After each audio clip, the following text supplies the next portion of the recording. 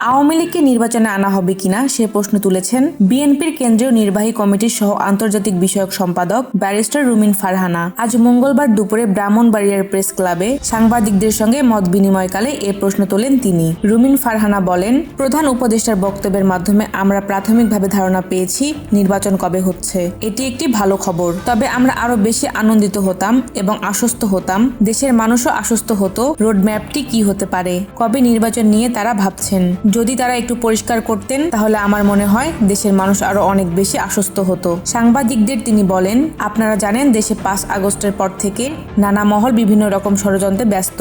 তারা এই সরকারকে একদিনের জন্য শান্তিতে দেশ পরিচালনা করার সুযোগ দিতে রাজি না। সেই জায়গা থেকে আমরা বিশ্বাস করি, দেশের মানুষও বিশ্বাস করে, একটি নির্বাচিত সরকার যত সহজে এ ধরনের অস্থিতিশীলতা বা সমস্যা মোকাবিলা করতে পারে, আর কোনো সরকারের পক্ষে এ ধরনের সমস্যা মোকাবিলা করা সম্ভব নয়। সুতরাং দেশের স্বার্থে, মানুষের স্বার্থে একটি নির্বাচন যত দ্রুত সম্ভব দিলে এটা সবার জন্য মঙ্গলজনক হবে। বিএনপির এ নেতা বলেন, আমাদের সামনে এখন অনেকগুলো প্রশ্ন। প্রথমত, আগামী নির্বাচন কবে হচ্ছে? দ্বিতীয়ত, সেই নির্বাচনে কি সব রাজনৈতিক দল অংশগ্রহণ করতে পারবে? আমরা আসলে সত্যটাকে সত্য বলেই সামনে আগাতে হবে। আওয়ামী লীগকে কি নির্বাচনে আনা হবে? এমন প্রশ্ন ছুড়ে দিয়ে রুমিন ফারহানা বলেন, গণ অভ্যুত্থানের একটা বড় অংশ কিন্তু চাইছে না আওয়ামী লীগ নির্বাচনে অংশগ্রহণ করুক। তারা চাইছে সব বিচার শেষ করে নির্বাচন হবে। অনেক দিক থেকে অনেক প্রশ্ন আছে। সুতরাং আমরা শুধু আজকের আর কালকের ভাবলে হবে না। আজ থেকে 10, 20 কিংবা 50 বছর পর কি হবে সে কথাও ভাবতে হবে। বলা যায় যে 2014 থেকে 18 নির্বাচনে যা হয়েছে, 2024 থেকে 25 সালের নির্বাচনেও তাই হয়েছে।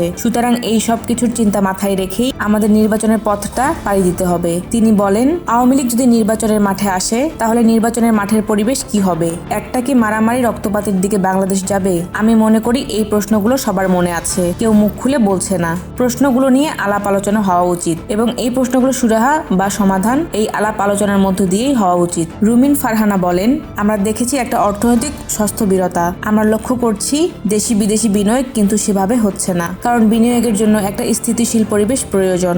ব্যবসায়ীরা বিনিয়োগ করবে তখনই যখন দেশে স্থিতিশীল পরিস্থিতি বিরাজ করে। তাই সেই দিক থেকে চিন্তা করলে নির্বাচিত সরকারের কোনো বিকল্প নেই। সুতরাং আমরা আশা করব এই অন্তর্বর্তীকালীন সরকার আমাদেরকে একটি রোডম্যাপ দেবে। কি কি সংস্কার তারা কতদিনের মধ্যে সম্পূর্ণ করে মানুষের ক্ষমতা মানুষের হাতে ফিরিয়ে দেবে, এটা আমাদের প্রত্যাশা। মত বিনিময়কালে উপস্থিত ছিলেন ব্রাহ্মণবাড়িয়া জেলা বিএনপির সাবেক সভাপতি হাফিজুর রহমান মোল্লা কোচি, সাবেক সাধারণ সম্পাদক জহিরুল হক খোকন, সাবেক যুগ্ম সাধারণ সম্পাদক ABM মমিনুল হক সহ বিএনপির নেতাকর্মীরা। এ সময় জেলার কর্মরত সংবাদকর্মীরা উপস্থিত ছিলেন।